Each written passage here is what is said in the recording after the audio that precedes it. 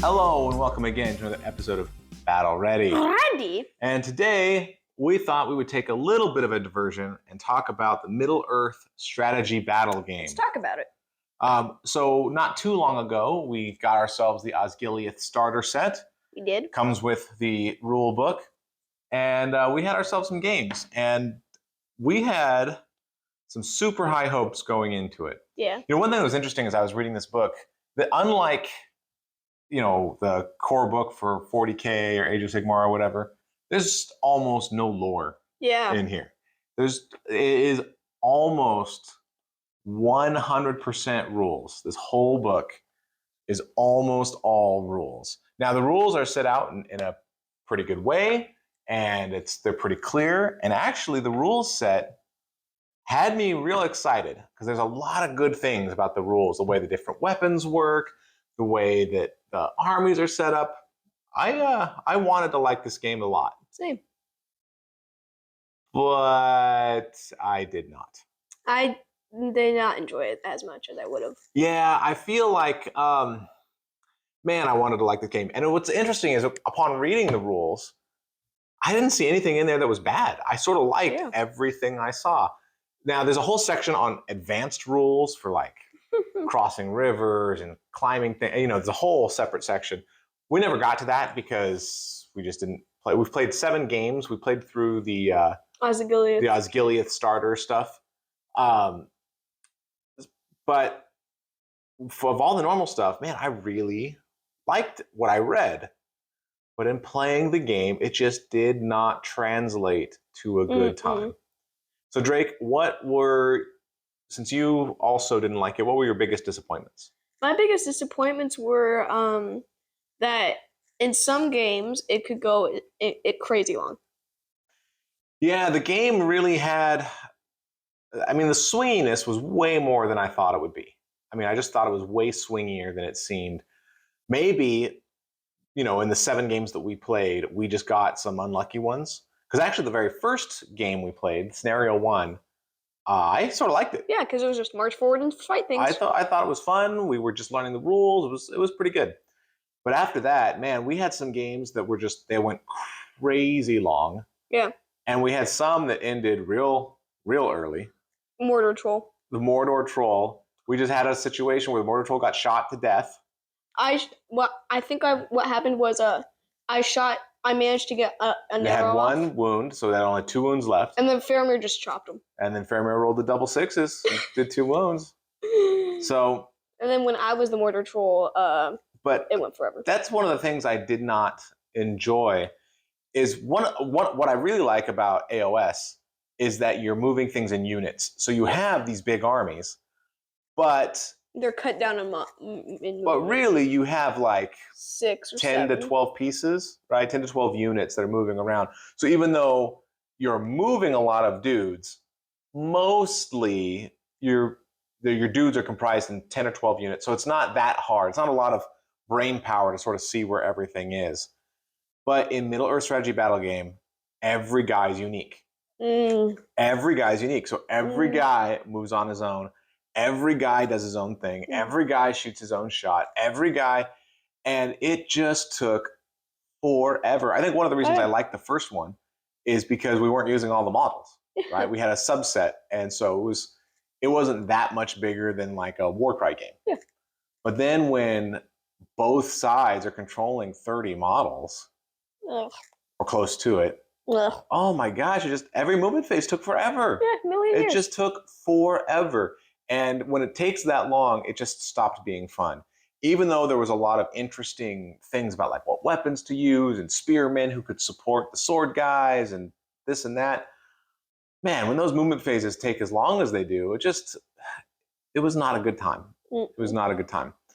I also was, on paper, the fighting system seemed cool to me. Yes. But in practice, man, were there some bad fights. So it starts off basically, first you have to roll to see who wins. And then once you have the winner, you roll to see if they kill the other guy. Now that second part, roll to see if they kill the other guy, is fine. There's a strength table, so the stronger you are, versus their toughness. You get different rolls to wound and that sort of thing. Perfectly fine. I don't think there was anything wrong with that. But the first part was bad. I mean, it was just bad. You would have two guys, a orc guy and a knight guy, and you both rolled one die, and whoever rolled higher wins.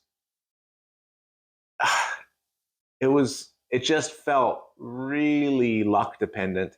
It just felt really like there wasn't a whole lot of skill involved, right? Because the only skill involved seemed to be, well, I'm going to back my guy up with a spear so I get 2 dice to your 1. But maybe I roll a 3 and a 4, and then you roll a 6, and you still win against my 2 guys. Or you have a hero that gets 2 or 3 attacks, but same thing. Maybe you give Faramir his 3 attacks, and you're thinking you're awesome, and you roll 2, 4, 5. If the guy rolls a 6, oh, Faramir loses. Yeah. And it is, gosh, it just felt not fun when those things happened. Sometimes it was sort of cool to see, somebody surrounded and then they fought their way through. It was like, aha! But that should have happened like 1 in 10. 1 in 10, 1 in 20. I mean, it should have been a crazy cool thing when it happened very rarely. Instead, it happened quite frequently with some regularity. Not every time, obviously the math doesn't work out that way, but it happened way more than I felt like it should. Yeah. And it was really disappointing to get all your guys together and be like, all right, I've got my 4-on-1 on this guy. I'm going to kill him and move on to attack the objective. And then you botch your duel roll. The other guy, rolls a high number, and then it's like, okay, this whole thing was for nothing. So I really disliked that. I think those two things together were pretty bad. Yeah. I like some of the other stuff. I like the way the heroes worked. I like the way heroic actions worked. Wasn't a huge fan of shooting. There's a lot of shooting in the starter set because of all the rangers. And like half of your Minas Tirith guys also have bows. So if you're building an army for like matched play, you're only allowed to have a third of your guys have bows. And if you play with all the humans, in Osgiliath. In the Osgiliath one, all the rangers, that's 12, have bows, and then 4 of the Minas Tirith guys have bows. So that's 16 out of 24. Yeah. Plus your 3 heroes all have bows. And so it really does skew things. And it makes the game, again, a lot longer because you have to look for every single guy. And each guy has to look and say, oh, can I shoot over there?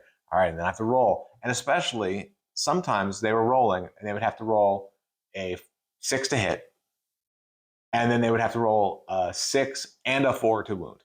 Yeah. So, man, you were doing a lot of dice rolling for very little outcome impact. Yeah. And then occasionally, you'd hit a hot streak.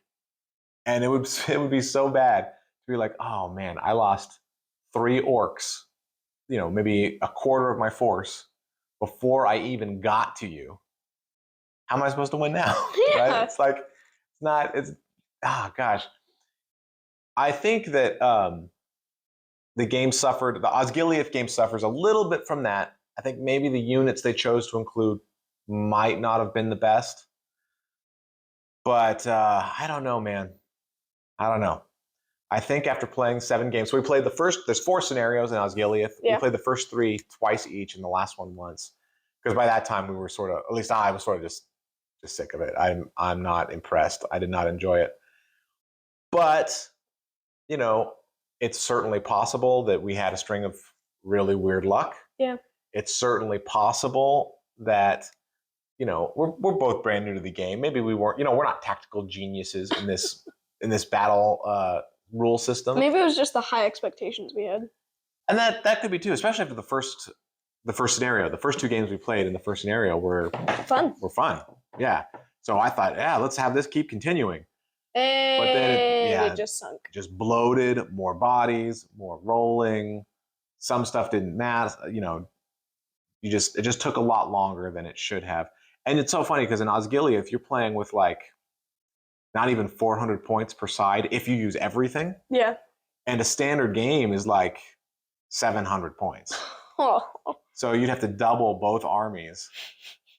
Oh my gosh, I can't even imagine. No. And like hobbits or Goblin Town, just millions. Yeah, I think you would have. If I was going to play, I would want to play like a 500-point game Max. and I would have to have like big models. Elrond and Gandalf, right, to soak up a lot of those points, so that then I could have my guys in and play. Yeah. Yeah, I don't know. I think what we may do is we may come back to this game after we've watched like some Lord of the Rings movies. Yeah, get real hyped on Lord of the Rings. Yes, Lord of the Rings. We love War of the Ring. If you've ever played War of the Ring, it's a board game. It's a fabulous board game. Amazing. The best. We love it. We love the movies, the books, right? We're big fans. But this version was just not fun. And it's hard to say the rules are bad because I don't think they are. I think the models are fine. They're not as good as AOS. Yeah, the AOS models are way better. But they were fine. But yeah, at the end of the day, when I was actually playing the game, I just wasn't having fun. It did not spark joy. Is that the spark? Just rain. Oh. Just rain. Just thunderstorm.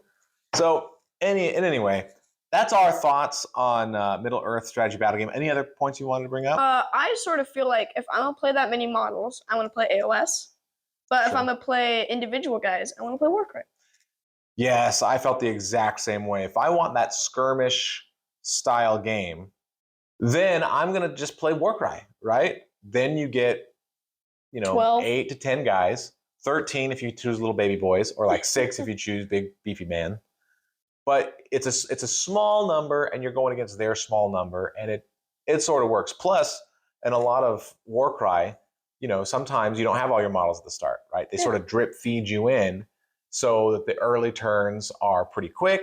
And then if your guys die, and spoiler alert, in Warcry they die, then by the end, you're back to small things again. So it never takes a long time.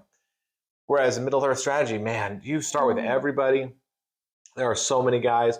And then it's hard to kill them. They just don't die. They don't die. But then because it's hard, you have to get lucky or unlucky to have your models die. And if you happen to get unlucky early or unlucky in a little bit of a string, man, then the forces become real uneven. And then when battle shot kicks in, that's it. Your army's gone. Yeah, once you lose half. Once you lose half, you've lost. Yeah, once you lose half, your models just start running. So it's pretty rough. Yeah. And then if you want a big battle game, I think something like AOS just does a much better job of creating that amount of spectacle where you get to see a table full of cool stuff. Or maybe 40K. That does it too. Maybe 40. We haven't played 40K, but we're gonna soon. Soon. But you get to see the spectacle without having to move each individual Vindictor. Right? It's like, no, I have a squad. So it's like one thing I have to worry about. If AOS was like that, represented by a bunch of different guys. If AOS was like that, where it's like same 2,000 points, but everyone was individual, A, we would never play it. Yeah, and B, if we did play it, we would never beef them up. Yeah, it would be real hard. Yeah. So like I said, maybe after we're gonna take a break, maybe we will return to it in time and with renewed vigor and a little clearer strategy and maybe some better luck. Maybe we'll have a little bit more because some of these things, some of the armies in here are sort of cool. I'm sort of interested in. Maybe not ants, but they're the Gargants of the Warhammer. They are the Gargants. AOS world, not AOS. Lord of the Rings. But so I'm not saying we'll never play this again, and I do think that at some point we'll give it a second chance. Yeah. But not today. I think for now we're pretty much done with this, which is pretty sad. I wanted to like it. I did too. I love the property. I did too. We love Warcry and AOS. So clearly Games Workshop knows what they're doing. They have fun games, but this one was just sort of a bomb. And not in the good way. Not in the good way. So in any event, let us know in the comments your experience. I'm actually dying to know what you think of the game. Have you played? CPR, don't die. Have you played Middle Earth strategy battle game? And if you have, did you like it? Was it exciting for you? Did you have a good time? Was it as awful as it was for us? Yeah. Did you have sometimes like a game, you have to play it a few times, having not fun, to open up the brilliance, right? Did that happen for you? Can you give us some words of encouragement that if we just keep going, like it's going to get better? I don't think we had that for AOS though. I think we just liked it. No, AOS we liked pretty much from the beginning. Yeah, even though at the early I would just go big boy versus big boy. Yep. Now I've learned. Well, you've gotten better strategically, but it was still fun, right? Yeah. Big boy versus big boy. Even though I was almost always up in a worse position. So definitely let us know in the comments your thoughts. And then this has been another episode of Battle Ready. Thanks so much for watching.